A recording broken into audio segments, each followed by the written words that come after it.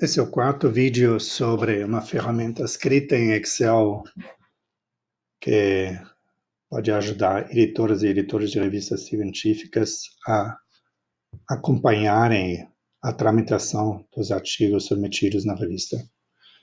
Como sempre, separamos a avaliação em 4 fases diferentes. A primeira fase, aqui na primeira coluna, é a fase do Desk Review. A segunda fase é a fase até a primeira resposta aos autores baseada em pareceres externos. A terceira fase é a decisão última, a fase até a decisão definitiva sobre a publicação ou não do artigo, e a quarta fase diz respeito à produção do artigo, que termina com a efetiva publicação. E nos vários blocos aqui, nós temos aqui no primeiro bloco informações sobre os resultados nessas diferentes fases. Então, nós vemos que em cada fase tem 3 situações.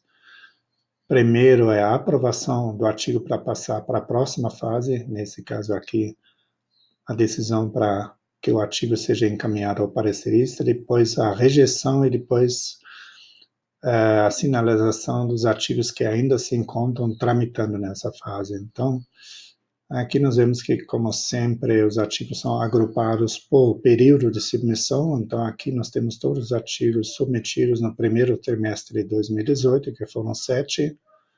Desses 7, todos foram enviados para parecerista. Nenhum foi rejeitado, nenhum está em tramitação.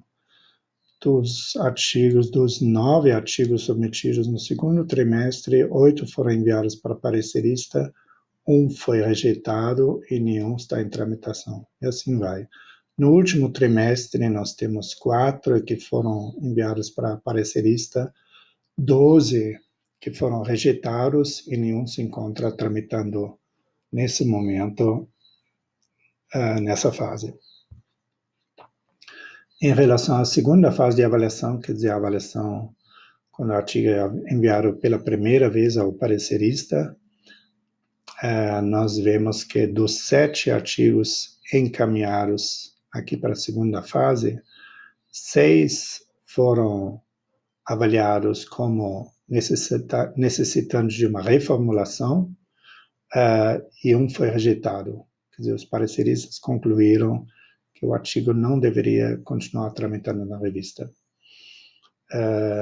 E podemos ir para a última coluna. Então, dos 4 artigos aqui que passaram do Desk Review e que foram enviados para parecerista, dos 4, 1 foi enviado para reformulação, 2 foram rejeitados e 1 ainda se encontra tramitando.